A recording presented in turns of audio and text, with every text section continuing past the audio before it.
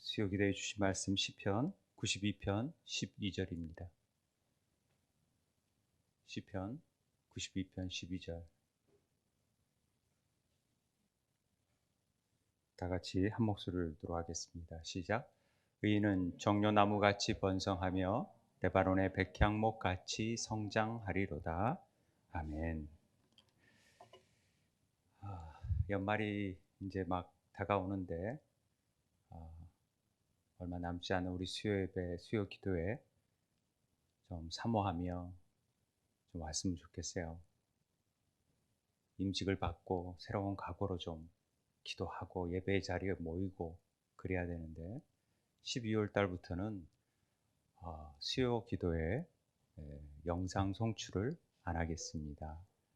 반드시 와서 기도하는 걸로 하지, 줌으로 두세 명 들어와서 예배드리는 피치 못할 사람들이 있다는 걸 알지만은 그분들은 다른 사이트 들어가시고 다시 올라오면 듣는 걸로 하도록 하겠습니다.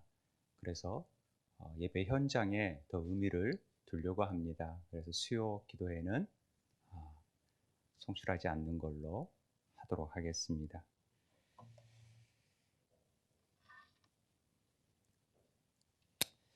오늘 히브리어 알파벳 18번째 글자입니다.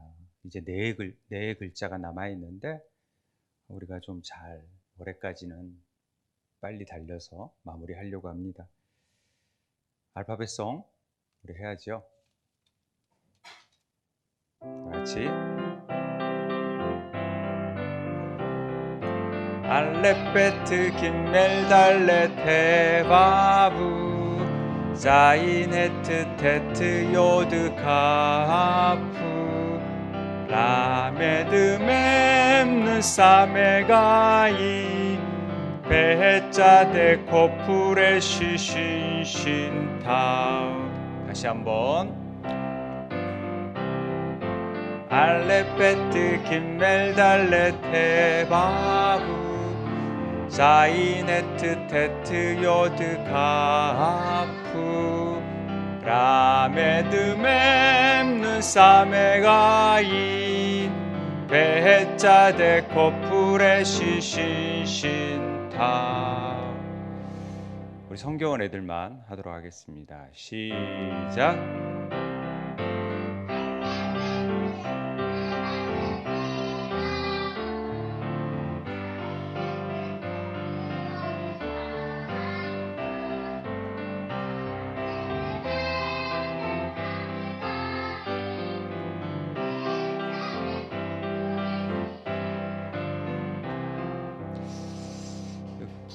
소리를 들어보니까 다른 사람은 안 하고 애들만 했던 것 같아요. 보니까 애들 빼고 한번 해볼까요? 그러면 실체가 드러나니까 넘어가도록 하겠습니다. 우리가 히브리어를 할 줄 아네요. 우리 세움 성교원 아이들은. 놀라운 일이에요. 20년, 30년 교회를 다녀도 히브리어 알렙이 뭔지도 모르는 사람도 있다라는 거죠. 우리가 오늘은 짜디라고 하는 글자를 배울 건데, 배우기 전에 복습을 한번 해보려고 그래요. 알렙이 뭐였죠? 알렙이 소의 모습, 소가 뿔을 이렇게 달려있는 소의 모습 글자를 바꿔가지고 알렙이라는 글자가 생겼어요. 그래서 X자 같이 보여지지만 이게 히브리어 알렙이라는 글자가 돼요. 하나님, 엘, 아부, 아버지, 쉐르 이런 게 히브리어 첫 번째 글자면서 힘, 능력, 권력, 하나님을 상징하는 글자예요. 알렙이.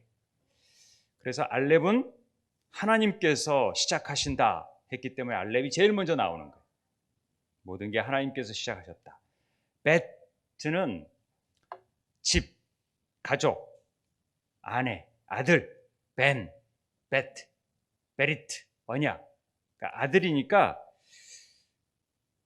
아들에게서 성취된 일이에요. 성전이라는 것은 아들 안에서 성취된 일들을 얘기해요. 하나님께서 시작하시고 아들 안에서 성취된 일이죠. 그래서 베트라는 글자가 두 번째로 나오는 거예요. 그 다음에 김멜은 발, 옮김, 성숙, 보답이라고 낙타에서 나온 말이라고 이미지를 그렸는데, 이 김멜은 성령과 관련이 있다 그랬어요. 그래서 하나님, 성부, 성자, 성령 해서 성령에 의해서 하나님께서 운행하시고 일하시는 거예요. 아버지께서 시작하시고 아들에게 성취되고 성령께서 행하시는 일을 하는 거예요. 이런 아버지와 아들 성령은 달렛, 문, 출입하다. 문을, 우리 마음의 문을 열어야지만이 들어갈 수 있어요. 삼위의 하나님께서. 그래서 네 번째가 달렛, 우리가 문, 출입하다. 여기에 대해서 배웠죠.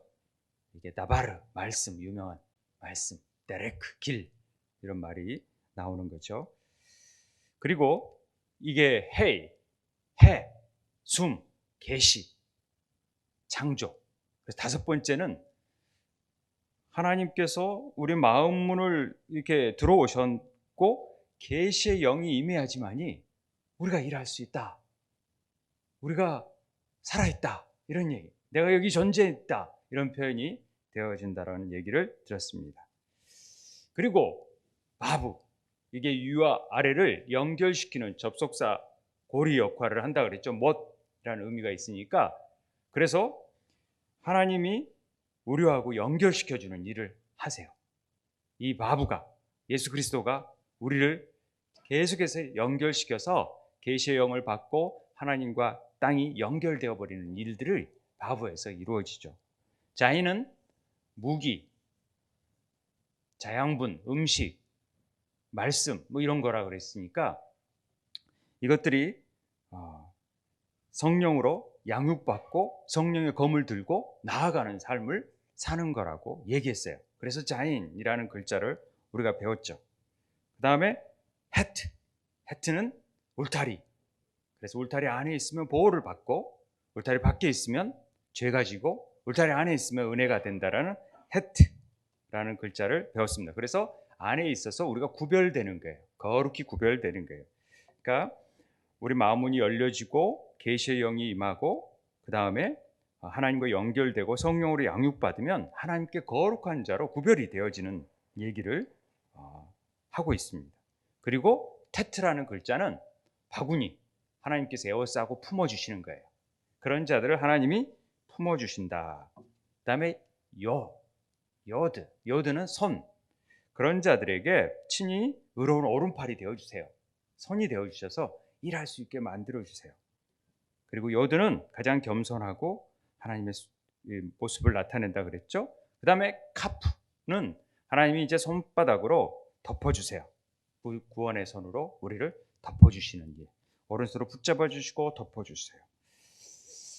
그래서 카프가 나오는 글자가 되는 거예요. 그 다음에 라멕, 덮어주신 사람은 늘 하나님 말씀을 배워야 돼요. 배워야 되겠죠? 라멕, 가르치고 배우는 라메드, 지팡이 역할을 하는 그 글자를 우리가 배웠어요. 그 다음에 뭘 배워요? 생명의 말씀을, 물이라는 생명의 말씀을 우리가 배우는 거예요. 그래서 생명의 말씀을 배워야 되는 거죠. 그 생명의 말씀이 누구예요? 바로 눈, 씨앗, 생명, 물고기라고 그랬죠? 씨앗이 막 계속되는 것. 그러니까 아브라함의 여자의 씨앗, 아브라함의 씨앗, 다윗의 씨앗이 누구냐? 예수 그리스도를 얘기하죠. 그분에게 배워야 되는 거예요. 눈, 우리가 그분에게 배워야 된다. 그리고 사멕, 이제 그분을 우리는 붙잡아야 돼요. 지지하다, 의지하다 이렇게 딱 붙들어주는 거죠. 그러니까 그분만을 붙잡아야 돼요. 우리는. 그런 얘기를 사멕을 통해서 했고요. 그 다음에 우리는 그분을 이해하고 알아야 돼요. 눈을 통해서 봐야 되니까, 아인. 그래서 그분을 봐야 돼요. 그리고 입으로 말해야 돼요. 얘기해야 돼요. 그분과 말할 줄 알아야 돼요. 대화할 줄 알아야 돼요. 기도할 줄 알아야 돼요. 입으로 증거할 줄 알아야 돼요. 그 얘기를 우리는 해서 배웠습니다. 그리고 이제 오늘은 짜디, 라고 하는 글자를 배우게 됩니다. 이게 글자가 전부 다 하나님과 예수 그리스도의 성령의 사역과 다 연관이 있어요. 그러니까 모든 히브리어의 말씀은 어디에 초점이 맞춰져 있냐? 예수 그리스도에 초점이 맞춰져 있다는 얘기를 여기서 하는 거예요. 히브리 글자가 전부 다 오실 메시아, 예수 그리스도에게 초점이 맞춰져 있어요. 유대인들은 그 글자의 의미를 알아도 말을 몰라요. 그걸 메시아가 예수 그리스도인지를, 구원자가 인지를. 우리는 안다라는 거죠. 그러니까 우리가 얼마나 지혜로운 거예요. 유대인들보다도 훨씬 지혜로운 자가 되어질 수 있는 것입니다. 자, 이제 네 글자가 남아 있는데 오늘 짜디라는 글자를 배울 거예요. 이건 아인하고 좀 비슷한 것 같은데 이 글자는 마치 차대, 짜대, 치읓 발음이 나요. 쌍지읒 발음도 나고 그래서 발음이 짜, 짜오, 치읓 이렇게 발음이 나요. 그래서 라틴어 같은 데도 짜로 얘기하는 사람이 있고 차로 얘기하는 사람이 있어요. 스페인어도 스페인 같은 데는 치읓으로 얘기하고 남미는 짜로 얘기해요. 뭐 이런 차이가 있죠. 그러니까 있는데 이것도 글자가 두 가지가 있어요. 소핀 문자라 그래서 마지막에 글자가 오면은 길게 내려버려요. 우리가 소핀 문자 배웠죠. 5가지가 있다 그랬어요. 소핀 문자는 카프, 맴, 눈, 배, 짜대. 이게 두 가지 글자예요. 우리 그 나눠드린 집에 액자 같은 거 보면은 액자에 그림 있고 두 가지 글자가 있는 것은 두 가지 형태가 나와요. 끝에 갔을 때는 이 글자가 펴져 버리고 닫혀져 버리고 길게 내려버리고 그런 모양으로 바뀐다. 이걸 소핀 문자라 그러는데 그렇게 바뀐다라는 건 알고만 있으면 돼요. 자, 이렇게 해서 우리가 두 가지 형태가 있는 짜디의 마지막 짜대를 배우게 되는데 짜대가 그럼 어떤 뜻이냐? 이 이제 고대 상형 문자를 보게 되면은 이 짜디라는 글자가 처음에는 마치 사람이 이렇게 누워서 다리를 이렇게 딱 하고 있는 모습 이런 글자처럼 보여줬다라는 거죠. 짜디가. 근데 어떻게 또 다시 보면은 새를 잡을 때 올가미를 쳐가지고 촥 잡아당기면 새를 잡을 수 있는 올가미 같기도 하고 또 어떻게 보면은 낚시 바늘을 꿰가지고 탁 잡는 그런 모양이기도 해요.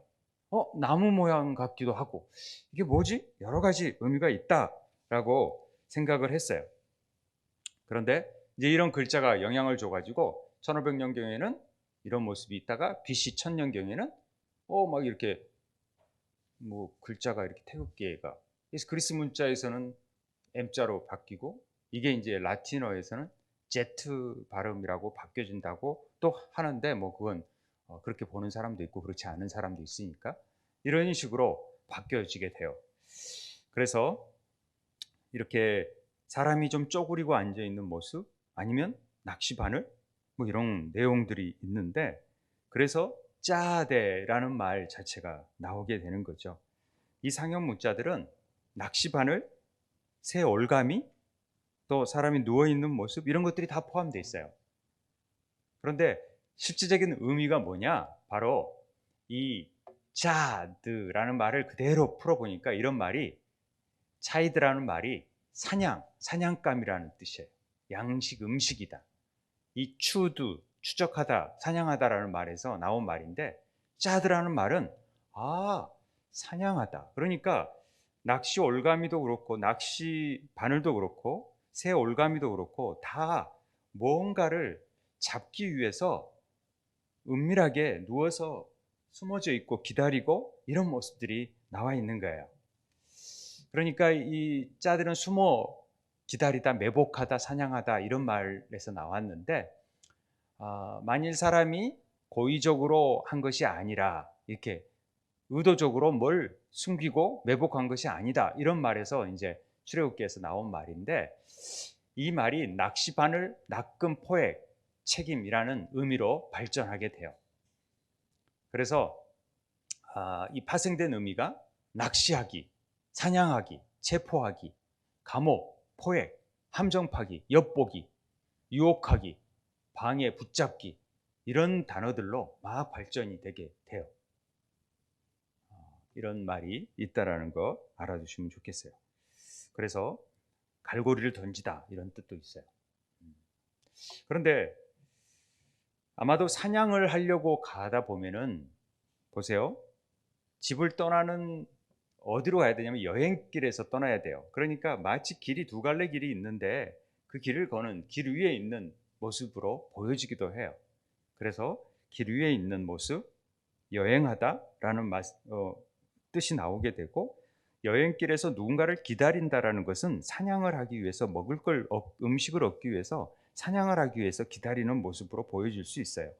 올가미를 놓아야 되고 쪼그려 앉아서 기다려야 되니까, 오랜 시간 기다려야 되니까 어려움 속에서 이 일들을 견뎌낸다라는 의미가 파생되어 있어요. 그래서 짜디는 어떤 어려움과 역경을 통해서라도 꼭 붙잡고 그 길 위에서 행해야 될 일들이 뭔가 이런 것들을 우리에게 가르쳐주는 단어예요. 글자예요. 우리는 예수 그리스도를 붙잡음과 동시에 그 길을 걸어가야지만이 아버지께 도달할 수 있다는 것을 말해줘요. 하인이 왜 왔다 갔다 하니? 그래서 좀 더 자세하게 짜디에 대해서 좀 그 뜻을 살펴보려고 해요. 이 짜디라는 단어가 어떻게 이루어졌냐면, 여러분 잘 보시면요, 이 글자가 눈에다가 마치 요드를 꽂아 놓은 듯한 느낌을 갖죠. 그런 느낌으로 보는 거예요. 우리는 그렇게 안 보일지 몰라도 이 눈 플러스 요드가 되었다라고 생각을 하는 거예요. 요드는 히브리 글자 중에서 가장 작은 글자지만 모든 글자의 시작이 이 요드로 시작된다라는 말씀을 드렸죠. 그리고 요드로 맞춰져요. 그러니까 모든 것을 함축하는 말이 요드예요. 가장 작지만은 눈은, 이 눈이라는 글자는 아까 씨앗, 물고기 이랬지만은 겸손하고 신실한 종, 무릎 꿇는 모습을 보여주는 거예요. 그래서 요드는 하늘에 들어 올린 손을 얘기한다 그랬죠. 손, 하나님의 영을 상징하는데, 이러한 의미가 차디하고 연관이 되어 있다는 거예요. 그러니까 차디가 나타내는 사람은 하나님과 종, 겸손히 무릎 꿇는 종의 이미지를 가지고 있고, 하나님께서 사랑하신 사람들이 누구냐? 바로 그런 종이다. 신실한 종이다. 이 얘기를 얘기하고 있어요. 그래서 차디는 많은 것을 가진 자들을 어깨에 짊어지고 세상을 통치하시는 주인이 되도록 옮겨다주는 의인의 이미지가 강해요. 그래서 의인 하면은 이 짜디크라는 말을 쓰는 거예요. 그러니까 짜디 안에는 의인이라는 생각을 꼭 가지고 있어야 돼요. 겸손한 사람이 온 세계 모든 것 가진 요들을 그 어깨 위에 짊어지고 가는 형상이니까 이런 사람이 의인이에요. 의인이 누구죠? 그런 모든 것을 짊어지고 간 겸손한 사람? 예수 그리스도죠. 예. 그런 모습을 우리에게 보여주고 있습니다. 그러니까 자디처럼 허리를 굽힌 겸손한 사람과 세상 무게를 짊어진 요드는 모든 세상에 치유를 가져오고 재생시켜주고 상승시키는 일과 사명을 감당하게 되어지는 것입니다. 그래서 짜디를 의로운 사람이라 그래요. 그래서 이 차디의 이미지를 가지고 있다. 의로운 사람이라. 유대인들은 지구의 기초가 이 의로운 사람들로 되어져 있다라고 생각을 했어요. 그 하나님의 지혜를 받은 솔로몬의 설명도 의인이 세상의 기초이며 전 세계를 지탱하시는 하나님을 암시하고 있어요. 어디에서? 잠언에서. 그래서 해오리 바람이 지나가면 악인은 없어져도 의인은 영원한 기초 같으니라. 의인들이 영원한 기초가 돼요. 그래서 예수 그리스도가 우리의 반석이 되시고 그 반석 위에 교회가 생겨나는 거예요. 그런 의미들이 구약에서 다 이미 예고된 건데 우리는 그냥 그걸 연관이 안 되니까 모르고 있었다라는 거죠. 그런데 의인이 예수 그리스도 그 반석 위에 세워야 되는구나, 이런 게 되는 거죠. 신명기 32장, 그는 반석이시니 그가 하신 일이 완전하고 그의 모든 길이 정의롭고 진실하고 거짓이 없으신 하나님이시니 공의로우시고 바르시도다. 이런 얘기를 하게 되는 것입니다. 오늘 시편 92편 12절에 의인 이 차디크는 종려나무 같이 번성한다. 이 파라흐라고 얘기합니다. 레바논의 백향목 같이 성장한다. 이 의인이라는 차디크는 글자가 크 발음이 반드시 이 자는 크를 만나야지 의롭게 돼요. 나오겠지만 우선 파라흐라는 말이 번성하다, 싹트다라는 말인데 이 숫자 값이 288이에요. 288이라는 숫자 값을 가지고 이 숫자 값이 어떤 의미를 가지느냐? 의인들은 번성할 수밖에 없는데 종려나무 같이 이 의인들의 숫자가 왜 288로 얘기하냐면 288은 유대이즘에서 실패한 불꽃들로 알려져 있어요. 실패한 불꽃들? 이게 뭐지? 그런데 이 실패한 불꽃들이라는 것은 깨진 최상의 그릇들 안에 있는 실패한 자들이라고 표현을 해요. 이게 뭔가 왜 이 근거가 나왔냐면 288은 찬송하기를 배워 익숙한 자의 수요가 288명이었더라 라는 역대상 25장 7절의 말씀을 가지고 있어요. 찬송과 우리와 연관이 있어요. 근데 이 288개의 불꽃이 상징하는 바가 아까 깨진 최상의 그릇들이라고 그랬잖아요. 실패한 자들. 이게 무슨 말을 하냐면은 우리가 아담의 죄를 지음으로써 아담이 흙으로 지어졌잖아요. 그러니까 아담은 토기장인은 하나님이시고 아담은 토기잖아요. 그런데 그 그릇인데 그 그릇이 깨져버린 거예요. 타락으로. 그래서 그 깨진 파괴된 인간의 모습을 나타나 있어요. 그게 실패한 불꽃들이었어요. 그들이 아담에게 주신 빛이 여전히 깨진 토기 조각 안에 남아 있는 거죠. 빛은 남아 있어요. 그런데 의인들은 어떤 사람들이냐면 이 깨진 조각들을 막 모아서 아담에게 주었던 빛을 다시 모으는 자들이 의인이에요. 이걸 사냥하고 이걸 모으고 이걸 전도하고 이런 의미로 표현할 수 있죠. 이걸 모을 줄 아는 사람들이 의인이다 이렇게 얘기하는 거예요. 그래서 바울을 하나님이 택한 나의 그릇이라고 표현하는 거예요. 그리고 로마서 9장에서 보면은 토기장의 비유가 나오잖아요. 이 그릇은 우리니 곧 유대인 중에서뿐 아니라 이방인 중에서 부르신 자가 그릇이에요. 그릇.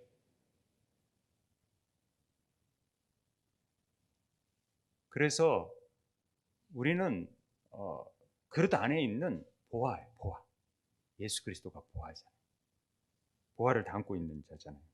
그런 얘기를 하는 거예요. 그래서 시편 119편 12절에 의인이라는 말은 이 실패한 불꽃을 구원해서 하루 종일 그들에게 빛을 줄 수 있는 자가 의인이에요.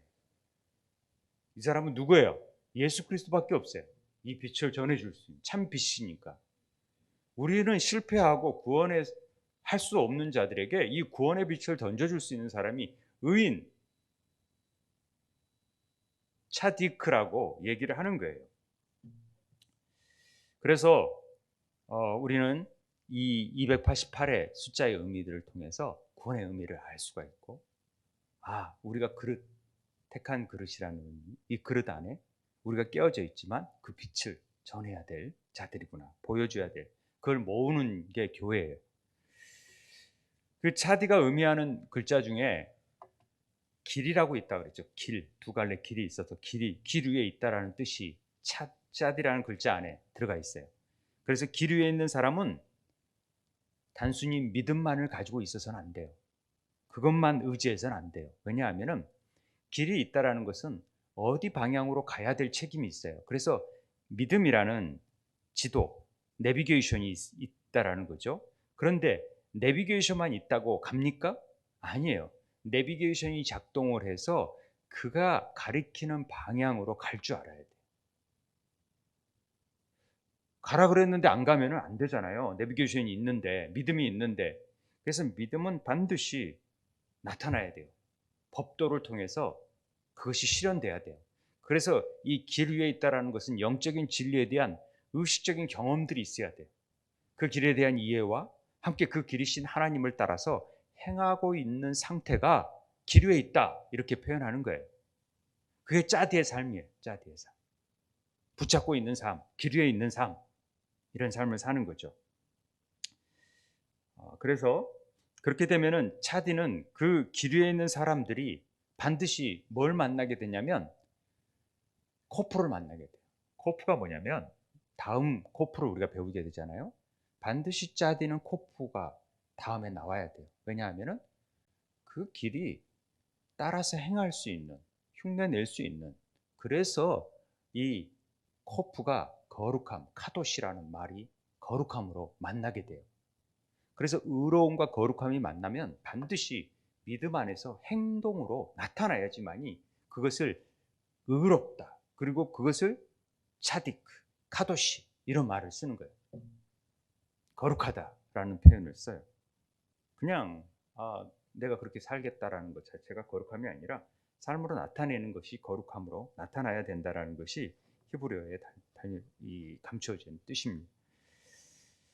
그리고 여기에서 이 차디, 체디아라는 것은 숨어 기다림, 매복, 명사형이니까 차디 해가 제일 뒤에 오면은 의미 없어요. 그러니까 차디야 이렇게도 하는데 이게 숨어서 매복하는 거죠. 그런데 이게 이 달렉과 요우드를 바꿔놓으면은 차이드가 돼가지고 사냥이 되는 거예요.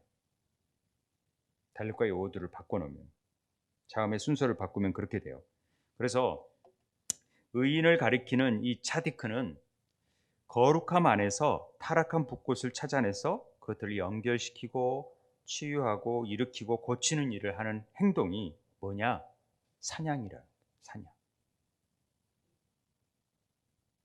사냥, 양식을 구하는 일이에요. 음식을 구하는 일이에요. 낚시를 하는 일이에요.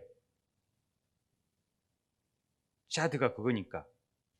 그러니까 다시 말하면 이 의인은 타락한 불꽃을 모으고 또 채집하고 그들을 어깨 위에 짊어지고 그들이 세상을 통치하는 주인이 되도록 옮겨다 주는 역할을 하는 것이 바로 이 사냥꾼의 차이드의 역할이에요.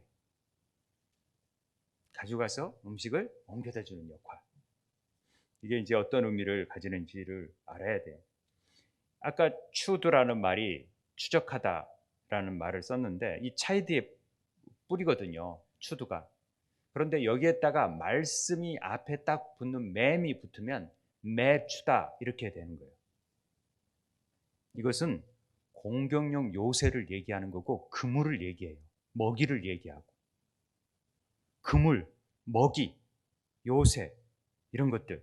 그러니까 사냥 도구의 의미가 가져져 버려요. 말씀이 딱 그 사냥 안에 앞에 붙어버리면. 그러니까 사냥꾼이라는 의미는요, 어부라는 의미하고 맥이 통해요. 그래서 예수님께서 사람을 낚는 어부가 되겠다 하시면서 인용한 말씀이 에레미야 16장 16절이에요. 다 같이 한번 읽어볼까요? 시작. 여호와의 말씀이니라. 보라, 내가 많은 어부를 불러다가 그들을 낚게 하며 그 후에 많은 포수를 불러다가 그들을 모든 산과 모든 언덕과 바위 틈에서 사냥하게 하리니. 그러니까 이게 어부와 사냥은 같은 의미로 하나님께서 이제 그들을 사용하셔서 불러 모으겠다라는 얘기를 하는 것입니다. 그래서 하나님 나라는 그물을 치는 것이라고 비유하는 거예요. 물고기를 잡는 것이라고 비유하는 거예요. 이걸 모르면 마태복음에서 나타나는 왜 천국의 비유를 그렇게 하시는지를 잘 몰라요. 우리는 감각적으로 왜 물고기 잡는 거 그물을 비유하지? 이런 일들을 히브리어를 모르면 받아들이는 게 제한적이죠. 그러나 히브리를 알면 훨씬 더 폭넓게 깊이 있게 받아들일 수 있다는 거죠. 천국은 마치 바다에 치고 각종 물고기를 모는 그물과 같다라는 거죠. 그물에 가득함에 물가로 끌어내서 앉아서 좋은 것은 그릇에 담고 못된 것은 내버리는 거예요. 세상 끝에도 이러하니 천사들이 와서 의인 중에서 악인을 갈라내서 풀무풀에 던져버려서 거기서 울며 이를 갈리라 라고 얘기하는 거예요. 하나님께서 그물을 통해서 사냥을 하시면 좋은 것은 골라낸다라는 거죠. 그리고 의인은 골라내고 악인은 내버리는 거예요. 이런 의미를 잘 알고 계셔야 돼요. 그래서 의인이 뭔지 악인이 뭔지 이걸 알아야 돼요. 그래서 레위기 11장에 좋은 물고기가 나오고 못된 물고기가 나오고 부정한 물고기가 나오고 정한 물고기가 나오는 거예요. 의인과 악인에 대한 비유를 나타내는 거예요.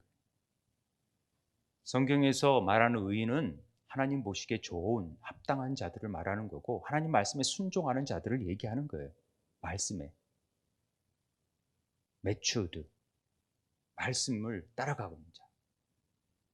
그래서 하나님 말씀에 순종하지 않으면 그게 악인이 되어지는 거예요. 뭐 다른 게 악인이 아니라. 성경은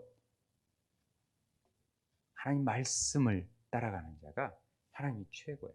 최고예요. 말씀을 그래서 우리는 암송하고 찬양하고 말씀을 막 읽는 사람은 하나님이 최고로 치는 거예요. 그래서 성경은 우리 아이들을 하나님이 최고로 쳐주는 거예요. 너희들에게 복을 주는 거예요. 하나님. 그런 자들. 따라서 하는 자들.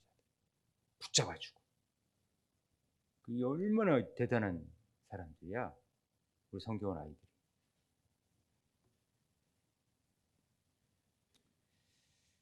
사람을 낚는 어부가 되게 한다는 예수님의 말씀은 의인을 낚는 어부가 되게 한다는 표현으로 볼 수 있어요. 의인을 낚겠다. 그래서 타락한 아담을 회복시키겠다. 이런 의미가 포함되어 있어요.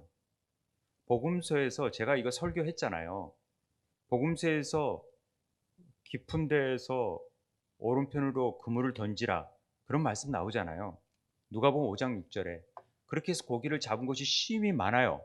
그런데 그물이 찢어져요.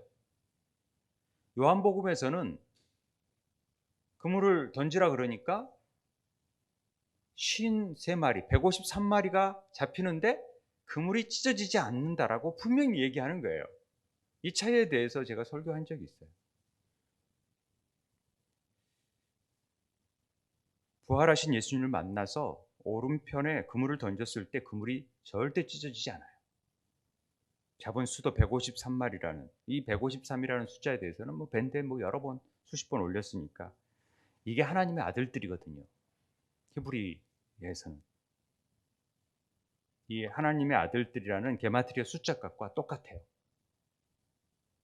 오른편이란 말은 히브리적인 의미로서 하나님의 약속, 구원 이게 들어가 있잖아. 오른편에. 그러니까 하나님의 약속과 구원이 있기 때문에 하나님의 의가 있기 때문에 절대로 찢어지지 않은 오른편에 있는 그물을 던지는 것. 그래서 하나님의 아들들을 낚는다라는 의미가 포함되어 있다라는 거죠. 그것을 찾는 거예요, 하나님께서. 교회는 고기를 많이 잡는 데 집중해왔지만은 저는 물론 그것도 중요하다고 봐요. 그런데 그물이 끊어지면 아무 의미가 없어요. 터져버리면. 주님께서 십자가에 달리시고 그 부활의 예수님을 만난 제자들이 그물이 끊어지지 않고 진정한 하나님의 형상을 가진 의인들을 하나님이 아들들로 낳게 하셨어요. 저는 그 153마리에 대한 소명을 받은 자였고 318명과 또 153명, 그래서 우리가 맨날 전도 목표를 153명 잡고 그랬던 것은 많은 숫자가 중요한 게 아니라 하나님께서 택한 의인들을 하나님이 키우겠다라는 거죠.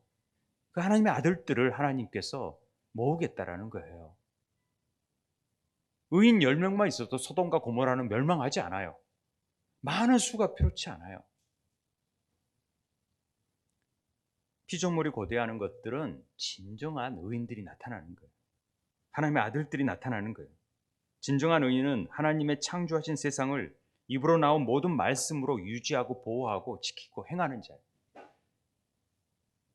그래서 말씀하는 거예요. 토라에서 이 차디크인 차디크 의로운, 차이드 사냥, 이 의로움과 사냥꾼과 관련된 인물이 구약에서 한 명 나와요. 누구죠? 사냥꾼, 의로움. 한 명이 아니겠다. 이삭과 야곱, 에서의 사건 속에서 나와요. 이삭은 에서가 사냥한 고기를 좋아했으므로 그를 사랑하고 리브가는 야곱을 사랑하였더라. 여기에 우리가 굉장히 이 본문을 대하면 당황스러운 부분이 나와요. 왜냐하면 이삭이 아무리 나이가 들어서 뭐가 흐려졌나? 그리고 에서 구별도 못하고 에서가 사냥한 고기를 좋아했으니까 늙음하게 타락했다 이렇게 생각하는 경우가 많죠. 그런데 에서가 사냥한 이 차이드라는 말을 쓰거든요. 이 에서는 들에 있는 남자고 매우 거친 사람이라는 뜻입니다. 근데 이삭은 웃음이란 뜻이잖아요.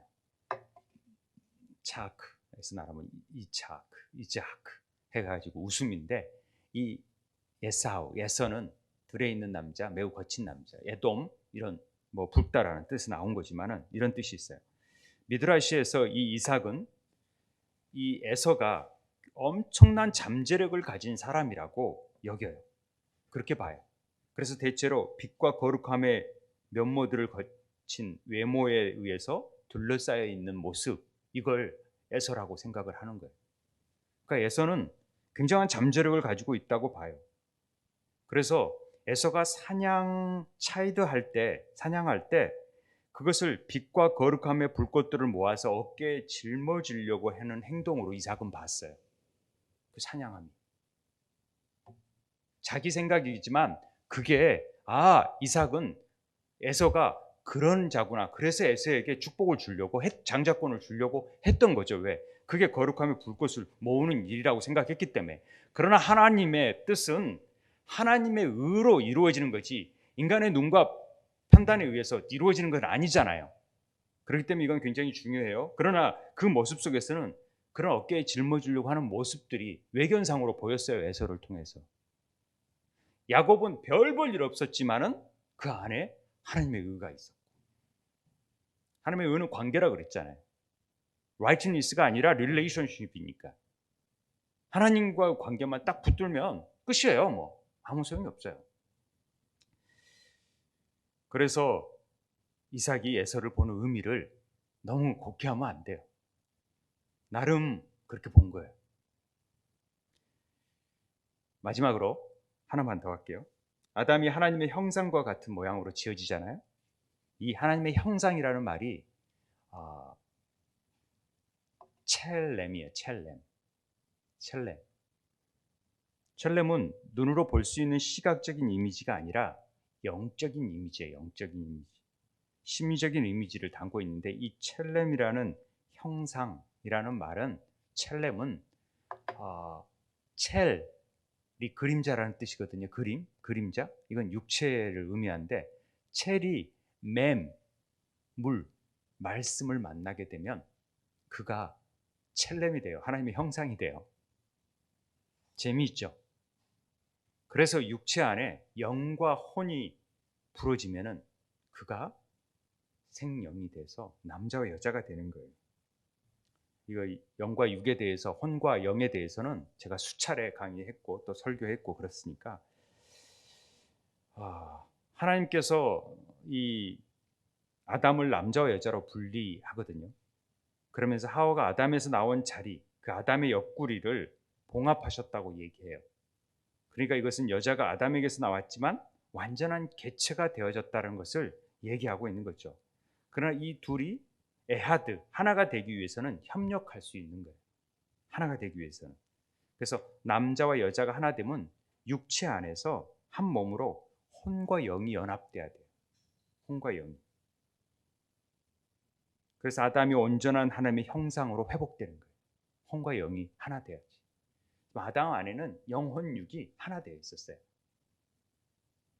영이 떠나버리니까 혼적이고 육적인 인간이 되어버리죠. 그건 설명을 했으니까. 그래서 우리는 남자와 여자, 아담과 하와, 신랑과 신부, 예수님과 이스라엘, 유대인과 이방인, 이걸 다 혼과 영에 비유를 하는 거예요. 하나 될 육체는 아담의 재료가 된 이 이스라엘 땅이고, 이스라엘 땅과 토라, 법과 하나님의 계명과 하나님의 영, 성령은 에하드 되게 돼 있어요. 하나 되게 돼 있어요. 그래서 하나됨이 예수님의 요한복음 17장에서 제일 주제가 이 하나됨이에요. 아버지와 내가 하나 된 것 같이 나와 이들이 하나 되기를 원한다. 예하드라는 말이 굉장히 중요하다 그랬죠. 저는 우리 삶 속에서 이 짜드를 통해서 우리가 그 길 위에서 하나님을 붙들고 하나님과 하나 되기 위해서 나아가는 삶을 살아야 됩니다. 우리 함께 기도하기를 원하는 제목은요. 우리가 예수 그리스도 그분의 길을 갈므로써 빛을 전하는 자가 되어야 돼요. 깨졌지만은 그 빛을 모으는 의인이 되어져서 아버지께 도달할 수 있는 그런 삶을 살기를 원합니다. 라고 기도했으면 좋겠어요. 이 짜드의 진정한 의미를 잘 알고 나아가면 그런 삶을 살 수 있겠다. 눈으로 보고 말씀을 붙잡고 또 행동으로 옮기는 삶 이런 것들이 다 연관되어 있기 때문에 예수 그리스도의 우리가 그런 빛을 전하는 자로서 전도의 사명을 잘 감당하고 사람을 낚는 어부가 아닌 사람을 낚는 어부가 된 물고기에 잡는 어부가 아닌 사람을 낚는 어부가 되게 해달라고 우리 함께 기도했으면 좋겠습니다. 기도하겠습니다.